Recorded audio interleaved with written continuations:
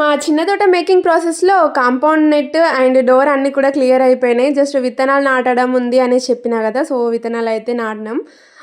మనకి చిక్కుడుగాయ, బీరకాయ, ఇంకా బెండకాయ, వంకాయ, టమాటా అన్నీ అంటే టమాటా నారైతే తీసుకురాలే. నెక్స్ట్ వీడియోలో చూపిస్తా. టమాటా నారు, మిరపకాయ నారు అన్నీ తీసుకొచ్చిన, వంకాయ నారు.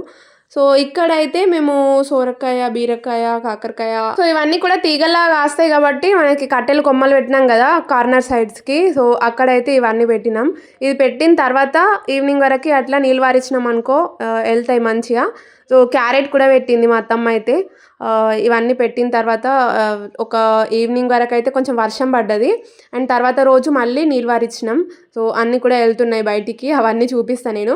అండ్ మేమైతే మిరప నారు అవన్నీ పెట్టలేమనమాట ఇక్కడ ఇప్పుడు. వేరే దగ్గర నుంచి ఒక నర్సరీ నుంచి తీసుకొనొచ్చి పెట్టాలి. సో, అదంతా కూడా నేను నెక్స్ట్ వీడియోలో చూపిస్తా. ఇప్పటికైతే ఇవన్నీ పెట్టినాం. ఇంకా ఏమైనా కొత్త వెరైటీస్ ఏమన్నా ఉంటే నాకు చెప్పండి. అవి కూడా పెట్టేస్తా. మక్కలు కూడా పెట్టింది మర్చిపోయినా.